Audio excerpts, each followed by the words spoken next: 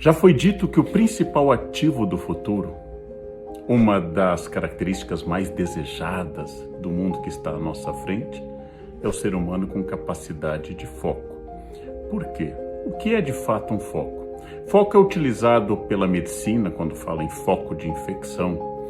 Foco é utilizado pela física quando está falando de convergência, por exemplo, focar a luz. Nós sabemos que no sentido de comportamento, o foco é a capacidade de ficar em uma ideia, um ponto, um objetivo, e a partir daquele ponto só se desviar dele se ele apresentar uma solução ou tiver tido início, meio e fim. Foco é a capacidade de levar uma tarefa ao fim. Foco é a capacidade de manter uma linha em uma conversa. Foco é começar um texto e terminá-lo dentro do previsto. Foco é a capacidade que eu tenho de não me desviar da meta original. Foco tem muitos significados, mas talvez a gente viva a era mais grave da falta de foco. Por quê? Nunca tivemos tantos estímulos. Nunca tivemos tantas coisas ao nosso redor, especialmente celulares, que trazem músicas, imagens, mensagens. Eu estou ali ouvindo uma música e entra uma notificação e eu vou ver, é de uma rede social e a minha foto foi vista. Isso se transformou hoje em uma verdadeira doença. A falta de foco se transformou hoje em uma característica em um mundo no qual tudo está sendo desviado a todo instante. E assim as pessoas não conseguem manter uma linha reta. As conversas são erráticas, vão para lá e para cá, as tarefas não são concluídas, alguém está indo fazer uma coisa e no caminho começa a fazer outra e passa a atender o celular. Alguém se distrai e erra gravemente no trânsito, erra gravemente em alguma atividade porque estava sem foco. Talvez o foco seja, de fato, um grande desafio. Vamos fazer algumas distinções. Às vezes o aluno, eu tenho uma longa experiência como professor, às vezes o aluno está na sala de aula distraído, olhando para lá e para cá, não presta atenção. E os professores começam a dizer, ele não tem interesse, ou ele tem déficit de atenção, ou ele tem um transtorno de déficit de atenção com hiperatividade.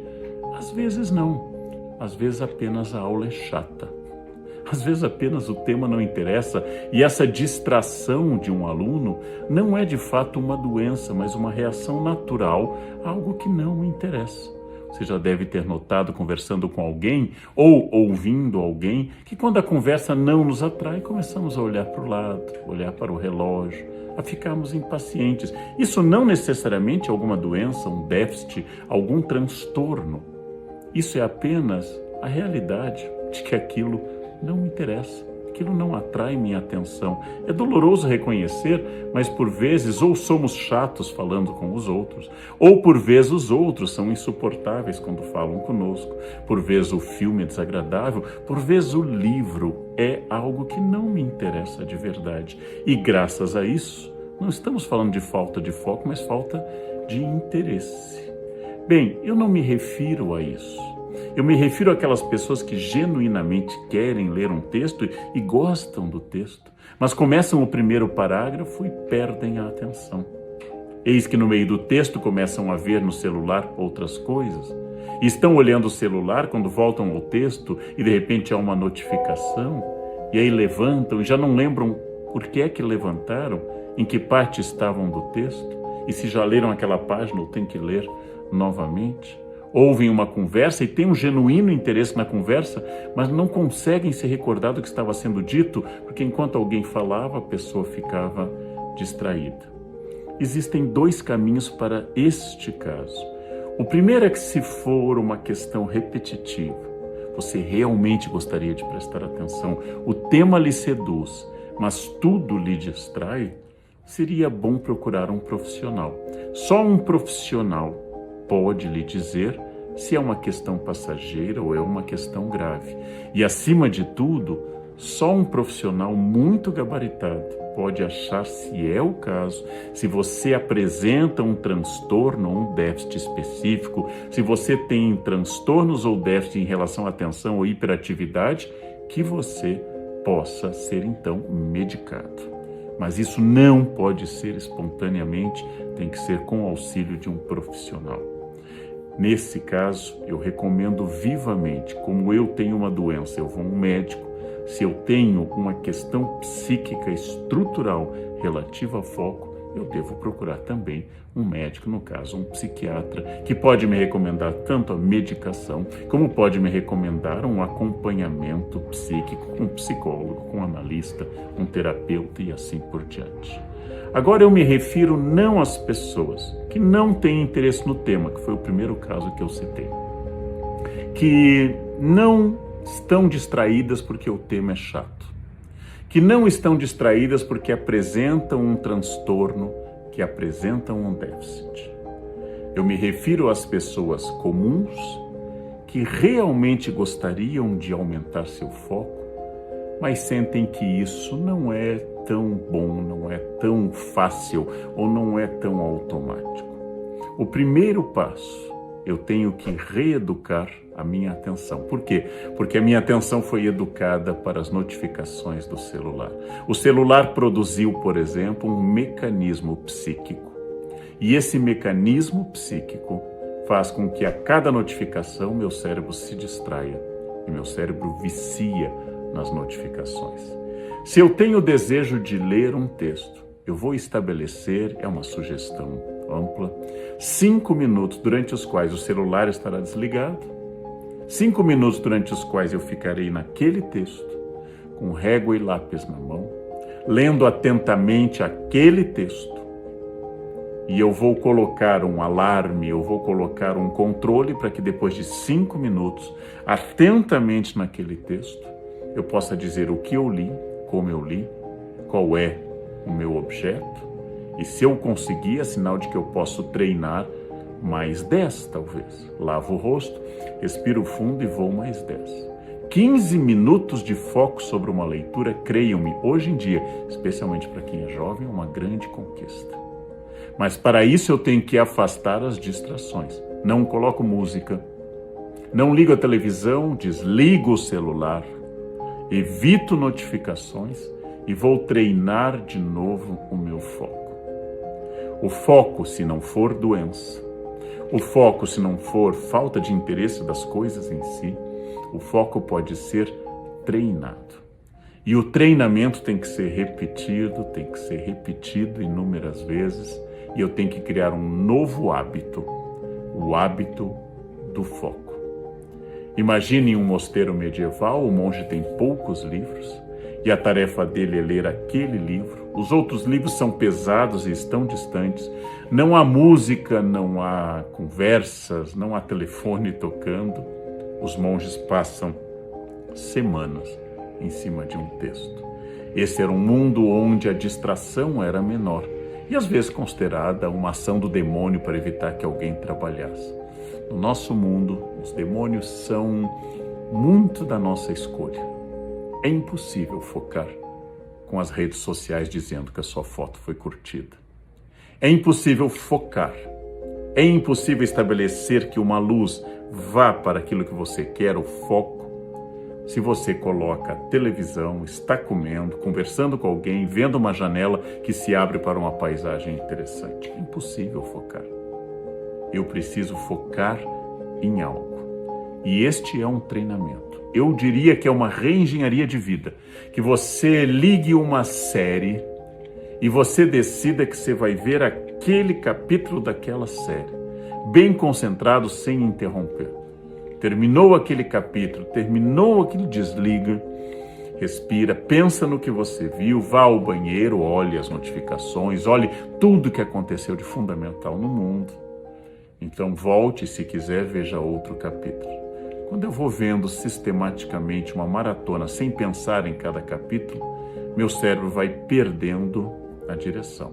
O cansaço, o aspecto monótono, a repetição de imagens e de textos tendem a fazer o cérebro desviar. Tudo isso é um esforço, uma reeducação. Foco é uma conquista. Algumas pessoas têm mais facilidade na concentração, outras têm menos. Mesmo naqueles que têm mais ou têm menos, tem oscilação ao longo do dia. Você tem horários mais produtivos e horários menos produtivos. Há oscilações ao longo da vida. Há momentos mais focados e menos focados. Mas dentro dessa oscilação, você tem que ser capaz de empreender uma tarefa do início ao fim e verificar se você está conseguindo esse exercício repetitivo e constante. O cérebro é uma máquina de repetição. O déficit de atenção e o transtorno, todos eles têm uma base psíquica, às vezes até neurológica, que deve ser examinada. Mas tirando isso, eu volto a insistir. O foco é uma escolha, o foco é uma opção, o foco é uma entrega para uma tarefa. E por que ser focado? Você vai ler melhor, você vai ver melhor sua série, você vai prestar atenção em uma conversa, você vai aprender a entrar em um tema e ficar nele, e ficando nesse tema bastante tempo, para que você possa repetir, pensar, traduzir o que você quer e ficar uma pessoa mais atenta, mais eficaz e eu diria até menos cansada, porque parte do nosso estresse é ir de um ponto ao outro sem levar nada adiante. Uma tarefa de cada vez quando possível. Uma tarefa com início, meio e fim, quando possível. Avalie seu desempenho e veja se você pode com 5, 10, 15 minutos. Eu tive uma escola de concentração na minha vida que foi o piano. Quando você tem 7 ou 8 anos, você estuda 15, 20 minutos e é um inferno. Aquele tempo não se acaba. Conseguir meia hora de uma criança estudando é extraordinário. E aí você estuda 3, 4 anos, você já tem 10, 11, 12, você passa a estudar 1 hora por dia. E aquilo é complicado, mas é mais fácil do que era há alguns anos. E aí você chega a 15, 16, 17, você está estudando 2 horas, 3, e de repente, o pianista já com 8, 9 anos está estudando 4, 5 horas, quase sem intervalo, e consegue, porque é um exercício crescente, como se fosse um exercício físico, te colocando mais peso. Estudar um instrumento musical é um excelente exercício de foco, é uma escola de foco. Você precisa ficar prestando atenção naquilo. Eu posso treinar isso com música, eu posso treinar com leitura, eu posso treinar com filmes. Ficar olhando em um tema, prestando atenção a tarefas que eu preciso, às vezes, ampliar minha visão. Se eu estou com 3, 4 crianças na praia, não dá para focar em uma. Mas, obviamente, eu vou focar naquelas que me interessa proteger. Eu preciso, às vezes, ampliar e, às vezes, diminuir. Mas é essa capacidade como se fosse a lente de uma máquina, o zoom de uma máquina fotográfica, que você aumenta ou diminui, por isso a imagem fica nítida ou fica embaçada. Eu preciso treinar o foco. Isso é fundamental. O professor Daniel Goleman lançou um livro pela editora Objetiva que eu gosto muito, chama-se Foco. Aprendi muito com o livro, refleti muito. E há trechos em que ele diz que nós temos uma mente com pensamentos ascendentes. E esses pensamentos ascendentes partem de regiões mais, digamos, primitivas do cérebro, um pouco mais fora de controle, como emoções, raiva, etc. E temos pensamentos de uma mente descendente, com pensamentos mais dedutivos, racionais, lógicos, um pouco mais controláveis. Em resumo, o que eu concluí, não sei se com precisão, nós não controlamos da mesma forma todas as áreas do cérebro e todos os pensamentos. Então, necessariamente, em algum momento, algo vai me surpreender e me distrair. O cérebro foi treinado desde milhões de anos para buscar movimentos suspeitos, por exemplo, uma porta que se abre, um barulho súbito, meu cérebro sobe, absolutamente. Então eu lembrei de um grande pregador protestante, John Donne, que é um anglicano do século XVII, que escreveu uma vez que ele está lá ajoelhado, ele é um teólogo de grande renome, ele está lá ajoelhado num lugar e de repente passa uma mosca e ele se distrai acompanhando a mosca e diz: eu, um teólogo, um especialista na palavra de Deus, ajoelhado diante do Criador, não consigo deixar de me distrair. É quase que um consolo para todos nós. Nós temos imensa dificuldade com isso, o foco. E é claro que ele pode ser treinado, mas ele não está 100% sob controle. Mas ele pode ser estimulado. Então também diz o professor do livro Foco que nós temos um foco interno, que é a minha capacidade de pensar nas minhas questões pessoais e ficar seguindo um caminho de autoanálise, por exemplo, de reflexão comigo mesmo, de me conhecer ou avaliar o que eu fiz, o que eu disse. Este é o foco interno. Existe um foco no outro, que é a minha capacidade de acompanhar uma conversa, olhar para uma pessoa, esperar minha vez, não ficar interrompendo. Existe um foco no outro. E finalmente ele distingue um terceiro foco, que é o foco geral no meio ambiente, o foco amplo, que é o foco na sociedade, na cidade, no ambiente e assim por diante. As situações em que ele é mais necessário. Eu tenho que treinar um foco de meditação interna, eu tenho que treinar um foco de atenção à fala, às atitudes e aos gestos do outro. Eu tenho que treinar um foco mais amplo e mais geral. Eu aprendo muito sobre o foco, luto muito para melhorar o meu, mas eu queria acrescentar uma outra reflexão curiosa. No final da vida, Steve Jobs começou a escrever pequenos textos e falas muito interessantes, já sabendo que iria morrer. E tem um texto final de Jobs que eu gosto muito, que é sobre o foco. E entre tudo que ele diz, tem uma questão que me tocou. Ele definiu o foco por um caminho que eu nunca definiria, mas ele está certo. Foco é dizer não.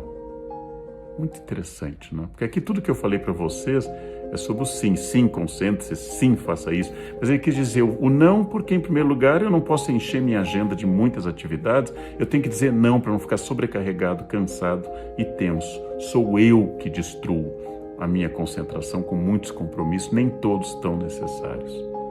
Foco é dizer não para estabelecer uma agenda saudável. Segundo, eu posso supor também, a dedução é minha, que foco é dizer não para as distrações internas. Então aqui eu estou pensando uma coisa e vem outra, eu digo não para essa e sim. Então o foco não é apenas concentrar-se numa coisa, mas desconcentrar-se das outras. E dizer que aquilo que importa é isso aqui e aquele outro não importa tanto. Foco é dizer não. Como eu disse no início, o foco pode ser treinado e eu queria reforçar que não sendo uma doença, ou seja, não sendo algo que precise de uma autoridade médica, de um profissional na área de comportamento e de medicina, o foco é o grande ativo do século XXI. Pessoas distraídas, pessoas que não conseguem cumprir uma tarefa, procrastinadores crônicos, pessoas que adiam incessantemente, essas são pessoas que provavelmente serão melhor substituídas por algoritmos, robôs, pela inteligência artificial. Então o foco é um grande ativo do futuro, uma coisa que deveria ser ensinada, parar de distração com celulares e outras fontes, pensar em uma tarefa com início, meio e fim, ter uma meta, cumprir, avaliar-se nessa relação com o foco e descobrir que a habilidade, o desempenho do foco talvez seja uma das grandes habilidades do futuro. Em um mundo que todos vivem distraídos, todos vivem em completa distração, sem foco, uma pessoa focada tem um diferencial gigantesco no plano pessoal e no plano profissional. Em um mundo que ninguém presta atenção nas conversas dos outros, alguém que preste muita atenção e interaja com essa conversa chama atenção. Em um mundo que todos viraram multitarefas e perderam inteiramente o eixo, uma pessoa que faz algo bem feito, com início, meio e fim, é uma pessoa capaz de crescer. Foco é dizer não. Sigam o conselho de Steve Jobs, sigam o conselho para um mundo onde o foco tem uma importância crescente. Foi um prazer.